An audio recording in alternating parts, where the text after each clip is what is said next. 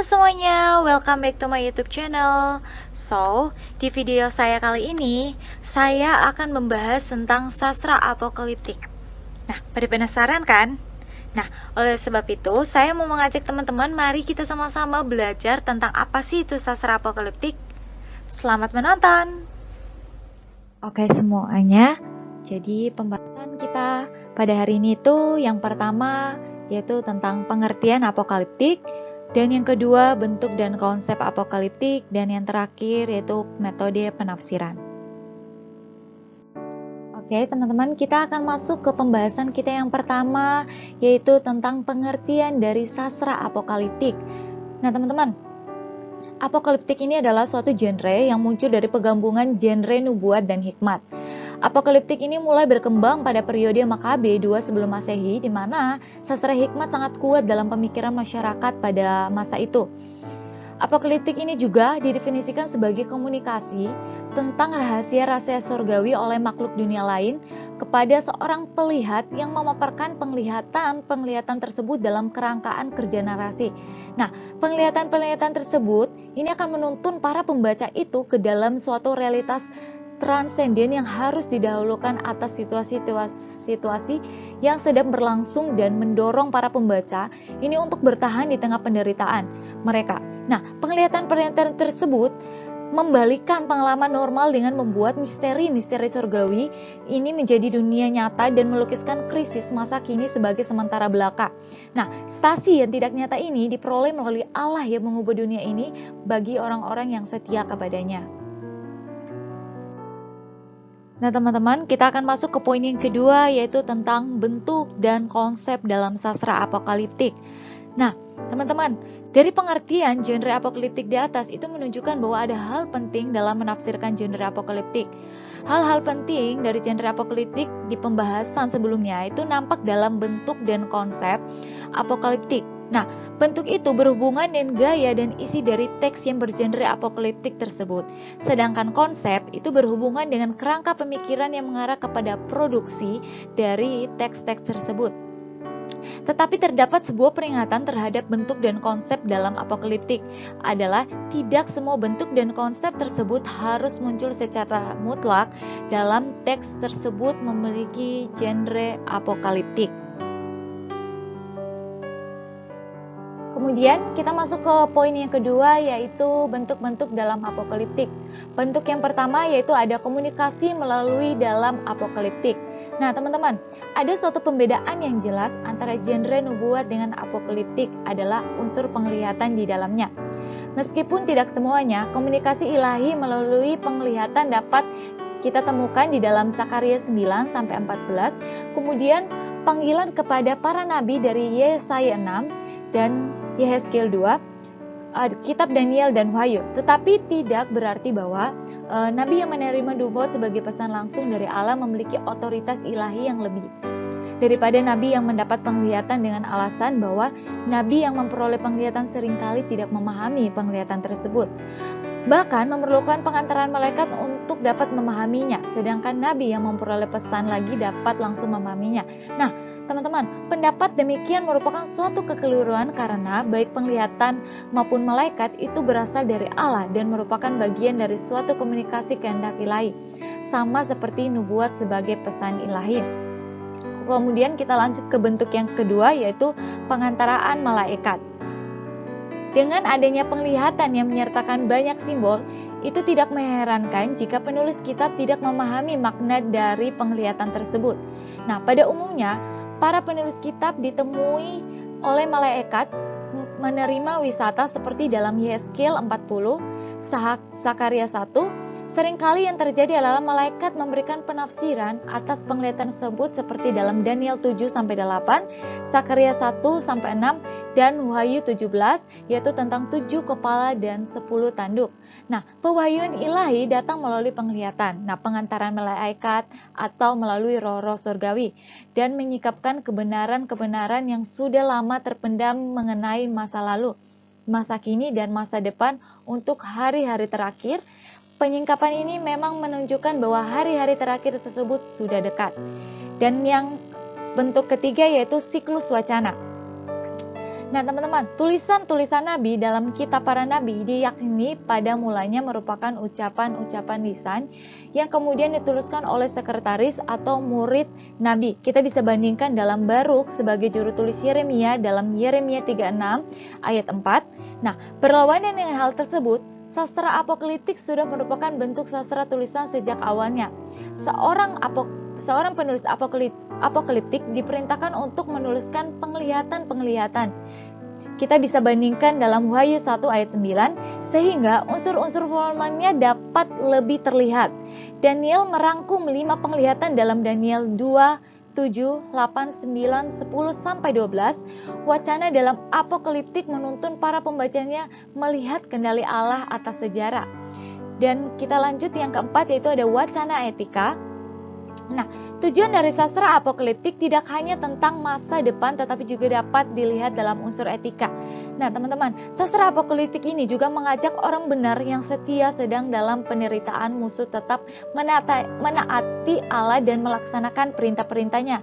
Kita bisa bandingkan dalam Daniel 9 ayat 10 dan Daniel 14. Nah, sebagai surat kiriman, kitab Wahyu ini berpusat kepada kebutuhan orang-orang kudus untuk menjadi pemenang.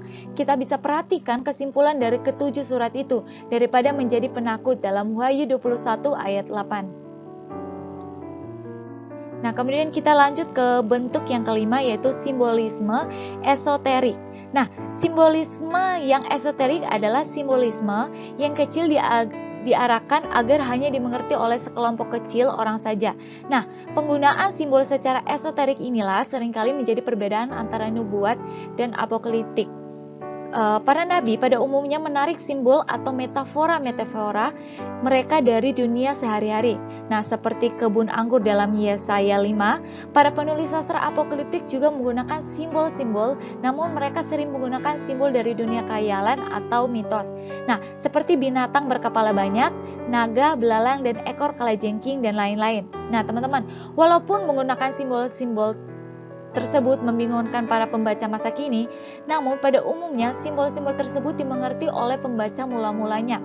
Sebagai contoh, simbol angka 666 dalam Wahyu 13 ayat 18 dimengerti sebagai nama samaran dari Kaisar Nero sebagai perlambang dari manusia yang tidak dapat mendekati kesempurnaan, yaitu 777. Nah, berlawanan dengan nama Yesus dalam abjad Yunani bernilai 888 yang melampaui kesempurnaan, yaitu 777. Nah, untuk pembaca masa kini, penafsiran langsung oleh malaikat dapat membantu penafsir untuk memahami arti dari simbol-simbol yang ada. Walaupun demikian, dalam kitab Wahyu penafsiran langsung dari malaikat hanya ditemui dalam pasal 17, sementara bagian lainnya tidak. Nah, hal inilah yang membagi para penafsir apakah harus menafsirkannya secara harafiah atau kiasan pada simbol-simbol yang terdapat penafsirannya. Nah, saran dalam hal ini, penafsir harus kembali kepada tujuan kitab Wahyu dan melihat pengajaran teologisnya di dalamnya. Kemudian kita lanjut ke poin yang keenam, yaitu penampilan sejarah. Nah, teman-teman, ada beberapa bagian dalam sastra apokaliptik menampilkan detail sejarah pada baik masa lalu maupun masa depan, misalnya dalam Daniel 9. Nah, untuk menunjukkan bahwa tidak ada suatu hal pun yang terjadi tanpa kendali Allah. Hal ini sejajar dengan satu tujuan apokaliptik, yaitu untuk memberi semangat orang benar tetap setia kepada Allah, karena sesungguhnya Ia akan bertindak menolong mereka. Dan kita masuk ke poin yang ketujuh, yaitu pseudominitas. Nah, sastra apokaliptik dalam masa antar perjanjian memakai nama samaran tokoh-tokoh Alkitab dalam PL. Di dalam tulisan-tulisan mereka, kitab 1 Henok yang memakai nama Henok, satu dari 2 orang dalam yang diangkat langsung oleh Allah. Kitab Kenaikan Musa yang memakai nama Musa, yaitu sang pelapor tradisi Nabi. Dan kemudian Esra 4 yang memakai nama Esra, yaitu sang reformator pada masa setelah pembuangan. Namun demikian, dengan tegas dapat dikatakan bahwa sastra apokaliptik dalam Alkitab itu tidak memiliki unsur pseudominitas. Jadi penyebutan sastra apokaliptik dalam Alkitab memakai nama samaran akan menghilangkan sifat otoritas ilahi kitab yang bersangkutan dan sangat bertentangan dengan doktrin ketidakbersalahan Alkitab. Oke teman-teman, kita lanjut ke dalam konsep dalam apokaliptik. Nah, dalam konsep ini kita akan belajar beberapa hal. Yang pertama yaitu tentang pesimisme terhadap zamannya. Nah teman-teman, salah satu konsep utama dalam sastra apokaliptik adalah pandangan bahwa masa kini atau masa kini dari sang penulis kitab itu sudah terlalu bobrok dan tidak mungkin pulih kembali dengan upaya apapun dari manusia.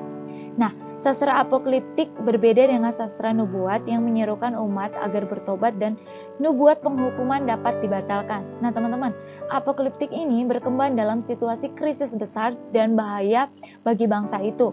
Pengharapan orang benar adalah bahwa Allah satu-satunya yang akan memulihkan keadaan dan kemudian membenarkan umatnya. Dan kemudian kita lanjut ke konsep yang berikutnya yaitu tentang janji mengenai penyelamatan atau pemulihan. Nah, kondisi krisis yang ada menjadi latar belakang munculnya sastra apokaliptik, menimbulkan pengharapan bahwa Allah akan memulihkan mereka. Nah, hal ini nampak dalam Wahyu 6 ayat 9 sampai 11. Kemudian Wahyu 8 ayat 3 sampai 5 di mana orang-orang kudus berdoa agar adanya pembebasan. Nah, pembebasan itu terwujud melalui murka Allah dan kemudian kitab itu berkembang menuju klimaksnya dalam kemuliaan dan sukacita dari mereka yang telah mati martir demi Kristus. Nah teman-teman, klimaks tersebut telah diramalkan seluruhnya dalam penggabungan dari perikop-perikop tentang murka. Kita bisa lihat dalam Wahyu 6 ayat 8 sampai 9, kemudian Wahyu 15 sampai 16 dan kemuliaan dalam Wahyu 1 ayat 4 sampai 5, kemudian Wahyu 7 dan kemudian Wahyu 10 dan kemudian Wahyu 19. Kita lanjut ke pandangan mengenali realitas transenden.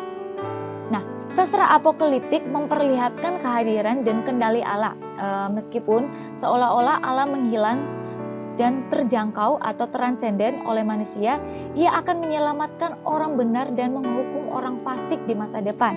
Nah teman-teman, realitas yang transenden nampak dari pewahyuan oleh makhluk surgawi dari suatu komunitas transenden dan dengan suatu poros waktu atau penyelamatan di masa akhir yang akan segera datang. Nah, serta poros ruang atau tatanan baru yang akan dibangun oleh Allah di bumi. Nah teman-teman, penekanan dari sastra apokaliptik bukanlah pada situasi krisis dan ketiadaan pengharapan, melainkan pada pemulihan yang akan dilakukan Allah di masa depan. Dan kita lanjut ke determinisme dari Allah. Nah, determinisme adalah paham yang menganggap setiap kejadian atau tindakan baik yang menyangkut jasmani maupun rohani ini merupakan konsekuensi kejadian sebelumnya dan ada di luar kemauan. Nah, sastra apokaliptik ini menjelaskan bahwa Allah telah merencanakan keberlangsungan masa depan dari dunia ini. Oleh karena itu, sastra apokaliptik dapat disebut sebagai pewahyuan yang menyampaikan masa depan yang telah direncanakan oleh Allah. Nah, di masa penganiayaan dan penderitaan yang dialami orang benar, yang dapat dilihat hanyalah kemenangan orang fasik. Nah, sastra apokaliptik ini mendorong umat untuk berharap bahwa masa depan yang baik telah direncanakan oleh Allah. Nah, kemudian kita lanjut ke poin berikutnya yaitu dualisme yang dimodifikasi. Nah teman-teman, dualisme adalah suatu paham bahwa di kehidupan ini ada dua prinsip yang saling bertentangan. Seperti ada kebaikan, ada pula kejahatan, ada terang, ada gelap. Nah, dalam sastra apokaliptik, pembacanya dapat melihat adanya peperangan antara Allah dan iblis. Nah, kehadiran orang fasik ini merupakan perbuatan iblis yang berusaha memerangi orang benar sebagai umat Allah. Nah, namun demikian, masa depan akan diwarnai dengan kemenangan secara total oleh Allah atas musuh-musuhnya. Dan orang-orang benar akan mengalami pemulihan di tangan Allah. Kita bisa lihat dalam Daniel 12 ayat 3. Tetapi pembaca harus berhati-hati karena tidak sepenuhnya dualisme ini diterapkan dalam apokaliptik Kristen. Nah, peperangan antara Allah dan musuh-musuhnya bukan merupakan peperangan seimbang. Nah, teman-teman, Allah ada berada jauh di atas musuh-musuhnya. Kita bisa perhatikan bahwa iblis dapat mencobai manusia, namun tetap ia harus meminta izin kepada Allah. Dalam kitab Wahyu, peperangan itu sesungguhnya telah dimenangkan di salib. Kita bisa lihat dalam Wahyu 5 ayat 5 sampai 6, kemudian Wahyu 12 ayat 11. Nah, namun masih menunggu penggenapan totalnya pada akhir zaman. Nah, sejak awal peperangan tersebut telah dimenangkan oleh Allah. Kita lanjut ke penciptaan kembali atas kosmos. Nah, karena penulis kitab merasa pesimis akan keadaan zamannya, maka ia memandang perlu adanya penciptaan kembali secara total oleh Allah. Nah, teman-teman, keadaan krisis dan penganiayaan orang benar akan dibalikkan secara gratis oleh Allah. Kita bisa lihat dalam PL, pemikiran ini dapat dilihat dalam Yesaya 65 ayat 17, kemudian Yesaya 66 ayat 22, kemudian dalam kitab Perjanjian Baru, pemikiran ini nampak ketika Allah menciptakan langit dan bumi yang baru. Kita bisa lihat dalam 2 Petrus 3 ayat 13, kemudian Wahyu 21 ayat 1 sampai 6, dan penggenapan keluhan ciptaan dalam Roma 8 ayat 19 sampai 22. Dan kita lanjut yang terakhir, yaitu perspektif eskatologis. Nah, penekanan yang kuat akan peristiwa-peristiwa akhir atau eskatologis ini dapat ditemukan dalam sastra apokaliptik.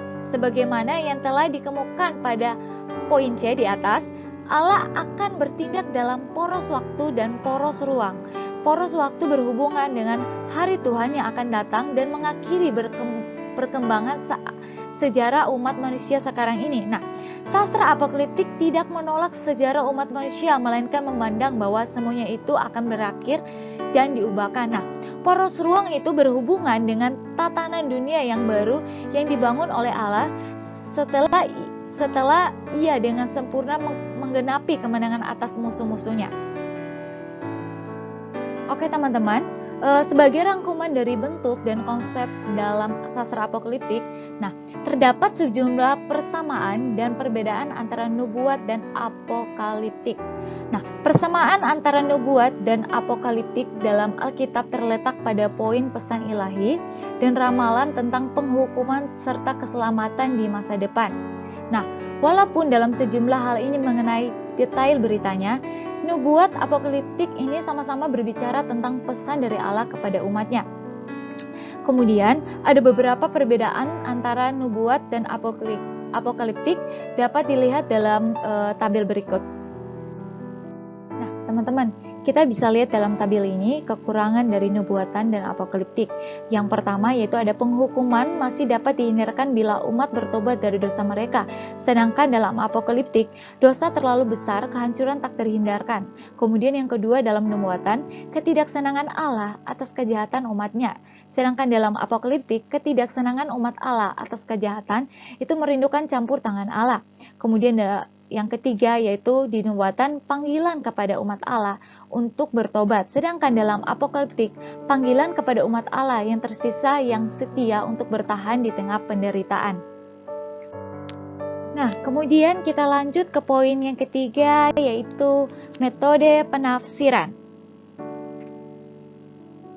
Nah, teman-teman, dalam metode penafsiran ada beberapa metode yang harus kita pelajari, yaitu yang pertama, sama seperti nubuat, penafsir harus mencari latar belakang historis dari teks yang bergenre apokaliptik. Terus yang kedua, penafsir harus menafsirkan simbol-simbol dalam teks.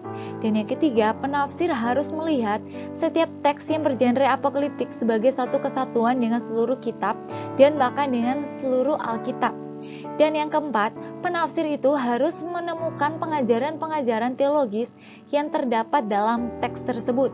Dan yang kelima, penafsir tidak boleh berfokus kepada setiap bagian yang berupa ramalan atau prediksi, sebab dalam apokaliptik itu bukan penekanan utamanya.